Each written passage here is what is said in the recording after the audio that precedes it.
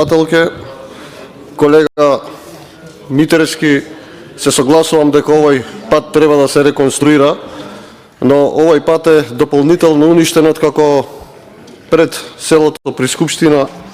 доведен еден концесионер кој што покажување на мештаните не само што го има ископано патот, туку е влезени во приватни имоти, а во изминатите години бил толериран од власта на СДСМ и ДУИ, се работи за концесионер кој што покажување, повторно ќе кажам, на мештаните од Рачиново. Понатака би ве повикал и да го гласате буџетот за 2025 година, затоа што со него обезбедуваме 250 милиони евра за развој на сите општини во Република Македонија, така да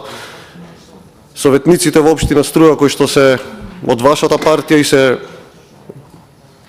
владеачки коалиционен партнер на потемнетиот Рами Смерко, нека стегнат заби, нека испреговарат еден проект, па да се аплицира со еден ваков проект и да се доизградат и другите локални патишта кои што треба да ги направиме во овој дел на Струга. Благодарам.